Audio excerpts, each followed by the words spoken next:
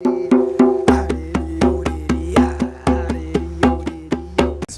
got the sand dance here. We're going to talk about getting sensitive to your energy. Now, you're going to be coming from varying starting points. I mean, a lot of us are naturally pretty aware. So I'm just going to kind of talk this through based on like starting points and all that. So for almost everyone, there's a huge amount of territory you can reclaim in your body. Just based on our culture and such, most of our energy is up. We think more than we need to, etc., etc. So most of our energy is up in our head. So for almost everybody, like yoga, really paying attention as you exercise to feel in your body. You can do things like body scans, etc., but it's basically the sense of like feeling in your body. This is going to help you with all of your awareness because you're your emotions create bodily responses. Like being aware of your body is going to help you track your emotions, your thoughts, all these things. So almost everybody really can do a body project. Massage and body work helps with that. Getting your awareness into the place where they're touching, even if it's discomfortable, that'll help the energy move and clear. It'll also help you just be more aware. So in your body, in your body, in your body, bodyfulness, in addition to mindfulness. Some forms of mindfulness include bodyfulness, but just include bodyfulness in your sense of being aware of yourself. Now, in the mental plane, if you feel like you are mostly like not conscious during the day and you're just like following your thoughts, there's a form of like witnessing awareness meditation you can do where you basically focus on your mind as like the sky and the thoughts are clouds.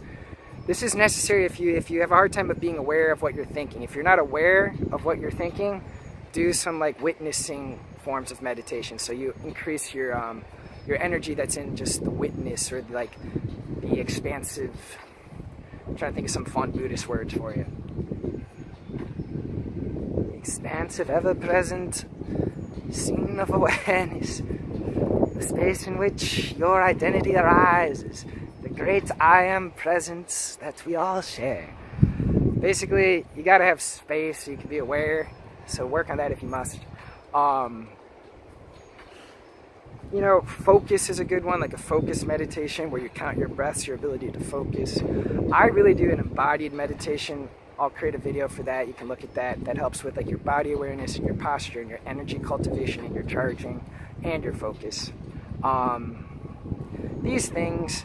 Now, additionally, if you use plant medicine with the intention of increasing your body awareness, even things like subtle energies, you can do that. In nature, I have the intention to feel into my body, to understand my body, right? I learned one time I have like a decision list in my neck if I have a ton of decisions to make.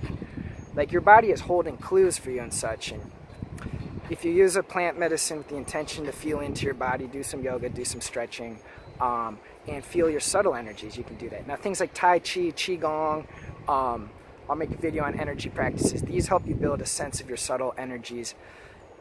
What I really like to stress is making up your own. Meaning like make up your own yoga, make up your own energy games, because what you're doing there is you're following your sense of life force flow, like what wants to happen. And it's somewhere between pleasure and discomfort. It's kind of like stretching and constricting. And if you learn to do that, you're really learning to be pretty intimate with your own energies. In an advanced sense, like your energies are actually, and we know this scientifically, like you're not just in your skin. Like a therapist can emit electromagnetic fields of significant power that technically extend to infinity, just with their intention. They intend to emit a healing frequency, and they do a very, very strong one.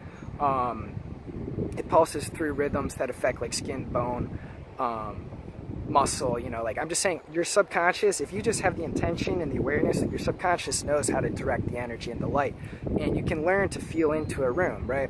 As you become more empathetic with your own sense of self, right, you actually feel the state of others. Like you have the capacity, the information is in the air. There really isn't much privacy. You can feel at deep levels what another is feeling. So in this way, you're getting very sensitive with the energies, both like within you, your thoughts, your emotions, right, and your body, and you're feeling more intimately with your environment.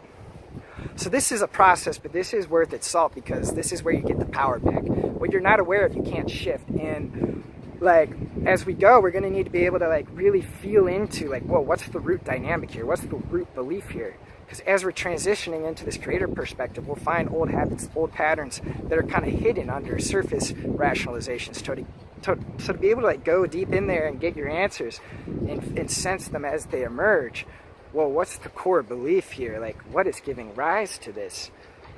You know, what is really guiding me in this moment? Why did I really act that way? Like, we're gonna have to be pretty good at of feeling within, and yeah.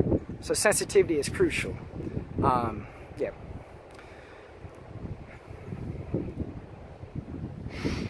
Okay, we'll touch on these topics more as we go, but that's yeah, that's your intro to becoming more sensitive to your energies, so you feel like you have more at your disposal. Awareness is crucial. Yeah. All right, I love you guys. Now, to maybe on a lighter note, like a lot of you guys are coming in already super aware, already super feeling this stuff. You'll have your strengths, you'll have your weaknesses. So just find practices, you know, to help where you need help, and it's gonna come. As we do this progression, we get more aware, more aware, more aware.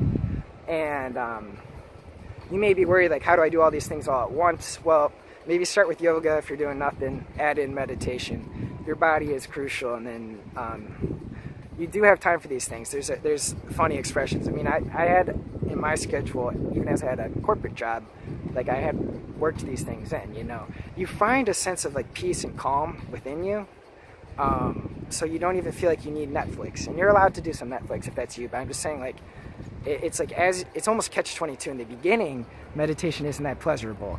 This stuff is like kind of work, but as you do it, you become more and more skillful at locking into those forms of awareness and those like states of consciousness that are pleasurable, and it starts to pay dividends. Yeah. So this is getting more sensitive to your energy, more sensitive to your energy. Yeah.